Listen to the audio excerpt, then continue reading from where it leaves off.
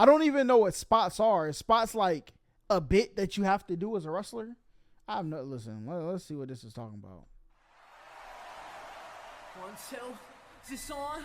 The predetermined nature of wrestling wasn't means that on talent only have so much control. That was on who was that? X-Pac?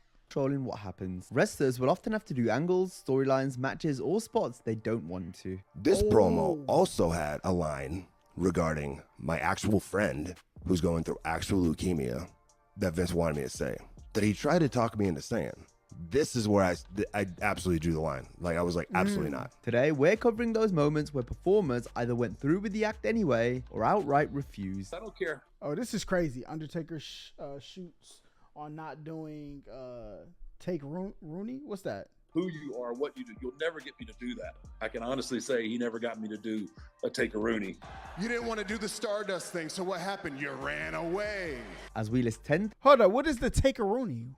Because the take a Rooney sounds like something very mischievous. Okay, I mean, it's gonna be in the video, so let's see. Things wrestlers didn't want to do. When it comes to a move wrestlers didn't want to be on the receiving end of, the stink face is right at the top of the. Bro, I told y'all, get Rikishi out of here, bro. Ain't no grown man put in my nostrils.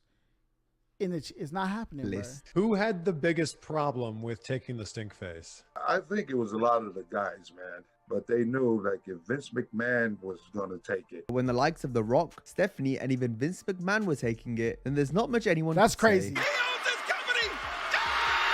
Oh, Lucifer's lips! I see, listen, I don't know, bruh. I don't know. Vince, this was for you, all right? This your business. Whatever raise I gotta not get to be you, I'm fine with that, bruh. I'm fine with that. I'm the biggest ass in the WWF! Thank God! Can't believe this! How humiliating! Oh my God! Oh, the stink face! Stephanie's hand was right up his big butt! No one took more stink faces than Kurt Angle. Yo, Kurt was going through it, bruh.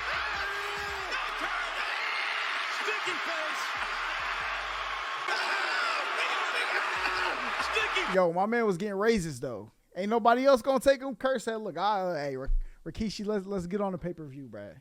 I'll take one."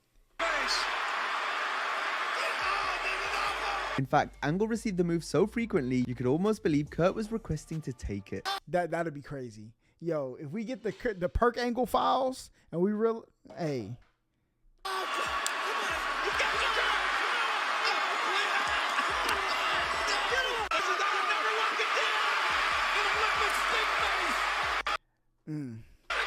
Y'all think y'all could do that? Oh my God! Can you imagine the odor? The unidentified hanging objects. Yo, with his hand on the hat, this is a freaky boy.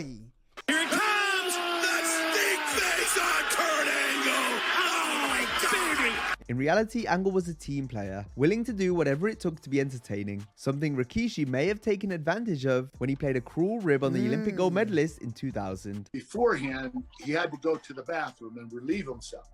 It was number 2.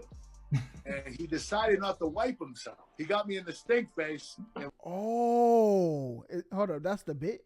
spread his cheeks, rubbed his butt in my face, and it stunk so bad. Another poo-related rib that featured an I would have to fight, all right? We must square up and administer the Minkamonkas. It has to happen. unwilling participant occurred after Vince McMahon shorted his pants when trying to fart in Gerald Briscoe's face backstage. It was an attempt to make Briscoe puke, since Gerald was known to have a weak stomach. Vince ended up going out for his promo with shorted pants. Then when McMahon returned backstage, he's said to have changed clothes before grabbing the soiled briefs and chasing Briscoe with them in hand. Triple H got hold of Briscoe, but Gerald escaped the game's grasp with an amateur wrestling hold. Going back to the stink face and how Rikishi was known for having a dirty thong he never washed. You got different thongs, man. Yo, this is what in the Patrick Mahomes is going on, bruh? I seen a thing that said Patrick Mahomes, what they say? Wears the same draws every game. But get him out of here, bruh. I don't like a person. I take the thong that I never take out the bag. But my ass is always clean. It was used only when necessary, and one such example may have been when Lita was forced to take the stink face. No, wait a minute! Don't tell me! No! Stink face on Lita! Oh, Lord! Yo, This was a legit punishment issue by Vince because Lita refused to kiss boyfriend Matt Hardy on SmackDown in 2001. Lay it on him! Give me that! Wow! Oh What about that? They said refuse to. What's this? Good grief! This wasn't the only time Lita was against taking part in an angle, as at the end of 2001, both she and Jeff Hardy refused to kiss. During a storyline where Matt and Jeff were feuding with Lita, caught in the middle of it. You're not listening. Your head up. Look, Jeff, you see what you did? You're leading all this decision. You're leading. The higher-ups tried to convince Jeff, but he, Matt, and Lita were all completely against the kiss happening. The segment instead featured a hug. The feud came to an end after a subpar pay-per-view match. Following this, the Hardys and Lita were taken off TV, before returning as a trio a short time later. Lita was... That's crazy. He said, look, we're not, hey, that's called having a backbone, okay? They said, look, we're not doing that, bro. Y'all can take us up off TV. in an even worse position 5 years later, when she and Edge were made to do a live sex celebration on Raw. That's crazy. Oh my gosh. This boy Edge is a freaky boy. We remind you, ladies and gentlemen, this is live. Anything can happen. This was after Edge won the WWE Championship at New Year's Revolution. Neither Edge or Lita wanted to celebrate the title win in such a way, but the higher-ups felt getting it on in the ring fit perfectly with the That's crazy. couple's characters at the time. That was brought to me. I was like, really don't want to do that, Yeah. but here we are. The segment drew a massive 5.2 quarter rating, but it's hard to look back at it. Bro, and look, they done clamped up, okay, the TV now, because look, if this was ever, boy, that TV network, Twitter, Facebook, TikTok are going to town, all right? It in the same way when you consider that Lita was told she would be fired if she didn't go through with it. She was backed up by Edge and John That's crazy. Hey, listen, investigation pop up, you're done. Cena. However, Vince wasn't going to budge despite Lita's discomfort. How about I'm not actually naked? Nope, it's not gonna work unless you're completely naked under there. That's just the only way it's gonna work. The angle was a catalyst for Lita leaving the company later in the year, where she was bruised. Bro, listen. They would have had to give me big bread on the way out. You're done. Brutally embarrassed on the way out. Oh my God! I don't know if that's the first time that Lita's been hit in the face with sausage. No, please! That's crazy. It's moving. Our next example saw Hey, listen, Twitch, let's go. wrestler fired for not wanting to take part in an angle. WCW Senior Vice President Eric Bischoff fired Disco Inferno after Disco refused to work and ultimately lose a match with Jacqueline. Every single person. She looked like she swung that joint, bro. Disco Inferno after Disco refused to work and ultimately lose a match with Jacqueline. Every single person I talked to, Paige, Terry Taylor, everybody said, don't do it. And I said, so I went to Eric one day and I said, hey, can't do it. And he goes, okay, you're fired. And to have a good, solid mid-roster talent say no, I won't do that. That didn't work for me, brother. Disco was not hired back unless he agreed to put Jackie over. Upon resigning Disco, Booker Terry Taylor made sure to put the TV title on him, thinking there was no way Disco would have to do the job to Jacqueline now he was a champion. However, Eric was adamant on Disco losing. I couldn't understand why a comedic character couldn't see the fun to be had by going out there and having a match with Jacqueline. The match took place at Halloween Havoc 1997 and featured a lot of stalling before Jacqueline proceeded to have her way with Disco in a squash that went longer than it needed to. Stone Cold Steve Austin was another wrestler whose refusal to wrestle a match squash that went longer than it needed to. Stone Cold Steve Austin was backside Taboo Tuesday. Another wrestler whose refusal to wrestle a match led to his departure. After the Rattlesnake took his ball and went home after learning the plan was to have him lose to Brock Lesnar in an unadvertised match on television. Vince would like to see Brock in an unadvertised match. I don't get it. Why would they do that? Lesnar go over on me in a King of the Ring qualifier match. You're not going to do a 1 or 2 or 3 week build for this match and get a number out of it? I told Jim, I said, well, if that's going to be creative, I said, I won't be at Monday Night Raw. This wasn't the only time Stone Cold turned down bad creative, as Austin was set to compete at Taboo Tuesday 2005 against Jonathan Coachman of all people. Yo, where is Stone Cold in y'all's top wrestlers of all time? He got to be top 5, right? He got to be. John Cena, The Rock, Undertaker.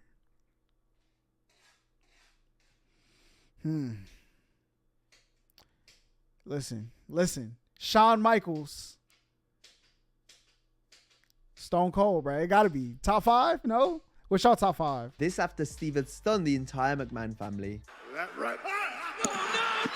Like, Stone Cold Stunner was like the RKO before the RKO, bro. It was like, you know how people, Kobe, when they shoot, That was the Stone Cold Steve Hunter. Which led to the Stone Cold Stunner. McMahon's firing Austin's good friend Jim Ross. You're fired, JR! You heard it! You're fired! You're fired! The coach ended up taking Jim's place as both he and Vince I hated the coach too. continuously mocked JR and the Rattlesnake. Is that Quakers? That's the bottom line, because Stone Cold Coachman said so.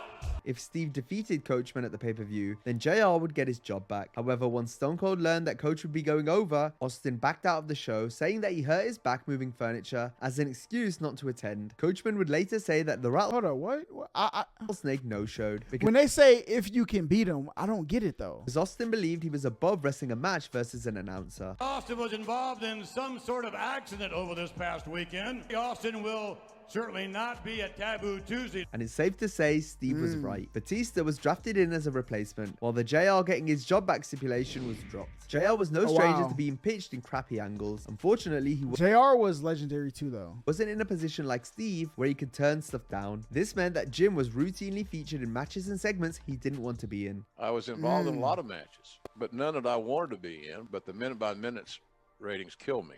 It's like watching NASCAR. They're watching. When JR used to get in the ring, ratings was through the roof. A train wreck. As Vince McMahon seemed to get a kick out of embarrassing and making fun of Ross. To ingratiate themselves with the chairman, they kept coming up with ideas to embarrass and humiliate the TV persona of Jim Ross. The WWE took advantage of how over JR was by constantly getting heat on him, especially whenever television took place in Jim's hometown of Oklahoma. Steve, stop! He's in! Austin is crazed, Taz! Kiss his ass! Oh my God! Yo, nah. Listen. You're not a Hall of Famer! All I'm saying is, at some point, you gotta say, nah, I'm good, bro. Listen, y'all gonna have to catch me outside, okay? If it's that deep, listen, we're going to have to go there. I ain't going to lie. You're a joke. You're an embarrassment. They wanted Coach to be Austin, which he didn't like. But that's what I'm saying. Like, if I figure I have to lose, I'm good, bro. JR. Especially when you want me back. You said your top 5 is Shawn Michaels, Ric Flair, Undertaker, Stone Cold, The Rock. All right. That's a decent top. Oh, what? I think we should play the trumpets. Woo! One that took me by surprise the most was John Laurinaitis comes out and relieves me of my duties. You hadn't been told? No. And it wasn't even on the format. Ross didn't like the fact he took TV time away from the talent and felt that any time he was put in the ring or beaten up, it was done as a hotshot angle to get cheap heat.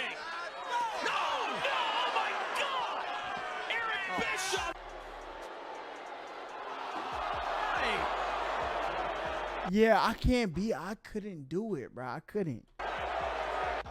Great. You know as well as I remember this. That's crazy. do, as well as everybody here in Madison Square Garden, that Jim Ross, I want you to kiss my feet right now. See this? No.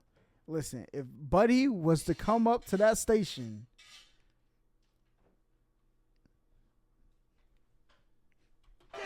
there's no way. There's no way. And see, he looked like he put look. That's a real leg lock right there, okay? That's bullying, okay? That's bullying.